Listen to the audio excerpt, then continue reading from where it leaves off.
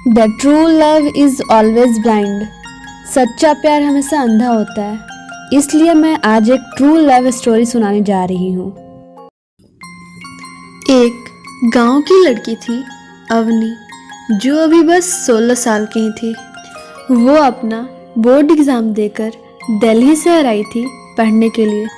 अच्छा परसेंट रहने की वजह से उसका एडमिशन दिल्ली के एक अच्छे स्कूल में हो जाता है। वो 11th में साइंस लेना चाहती थी, इसलिए वो साइंस लेती है। उसका फ्रेंडशिप एक लड़का से होता है जो पढ़ने में बहुत अच्छा रहता है। ये भी तो पढ़ने में अच्छी थी, इसलिए दोनों एक दूसरे से कंपटीशन करते थे। किसी को क्लास में पता ही नहीं चलता था कि इस बार क्लास में कौन फर्स्ट आएगा, क्योंकि कभी आरव तो कभी अवनी, ऐसे ही चलता था। टीचर भी बहुत खुश रहते थे इन दोनों का मेहनत को देखकर। पता ही नहीं चला इस तरह कैसे 2 साल खत्म हो गए। सर पर 12 बोर्ड का एग्ज़ाम आ गया। अब तो स्कूल में भी छुट्टी मिल गया एग्ज़ाम का प्रिपरेशन करने के लिए। दोनों बहुत मेहनत करते हैं और अपने एग्ज़ाम देते हैं। अब तो बोर्ड एग्ज़ाम भी खत्म हो गया। अब दोनों अपने अपने घर में बैठकर सोच रहे थे कि कब इन्हें एक दूसरे का आदत हो गया, पता ही नहीं चला।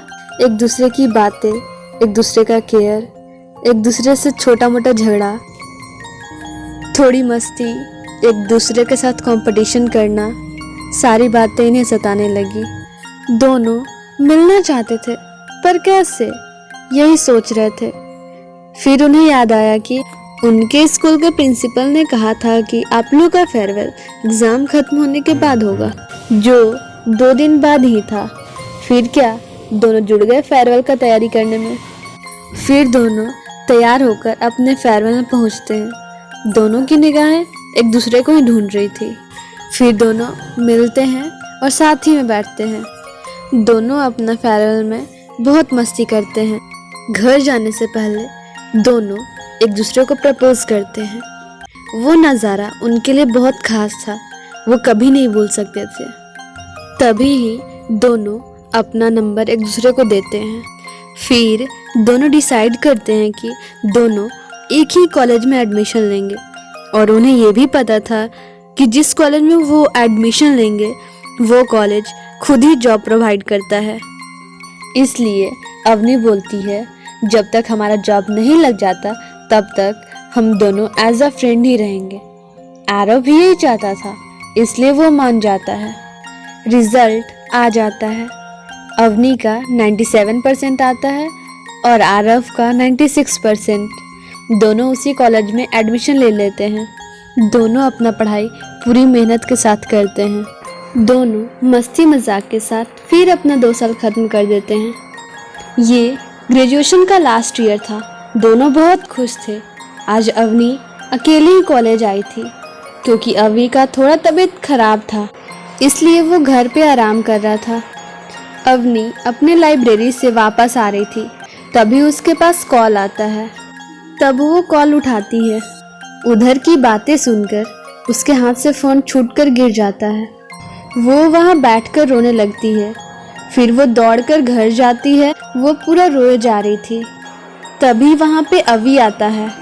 उसे देखकर वो गले से लगाती है और वो आरव को बताती है कि मेरा एक दोस्त का कार एक्सीडेंट में डेथ हो गया। फिर वो अवनी को बहुत समझाता है। फिर अवनी समझ भी जाती। कुछ देर बाद अवनी ठीक हो जाती है।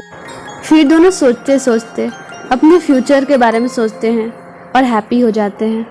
1 महीने बाद अवनी का एक बचपन का दोस्त आता है जो बहुत क्लोज रहता है उसके। अवनी उसके साथ बहुत सारा बात करती है, उसके साथ घूमती है, बहुत मस्ती करती है। उसी बीच वो अवनी को प्रपोज कर देता है, पर अवनी मना कर देती है। वो बोलती है वो सिर्फ आरव को प्यार करती है और हमेशा करते रहेगी।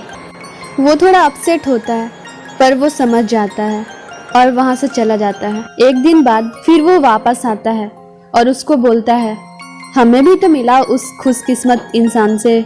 तब अवनी बोलती है क्यों नहीं, जरूर मिलाऊंगी आरव से। फिर अवनी उसे नेक्स्ट दिन सनसेट पॉइंट पे आने के लिए बोलती है। अवनी नेक्स्ट दिन आरव को लेकर सनसेट पॉइंट पे पहुंच जाती है। वो बहुत खुश थी और उसे बोलती है देखो यही है Aarav, my life, my everything. तभी वो कुछ बोलता है पर अवनी इग्नोर कर देती है और उस पहाड़ से नीचे कूद जाती है। अगर आपको पूरी स्टोरी जानना है तो आप चैनल को सब्सक्राइब कीजिए।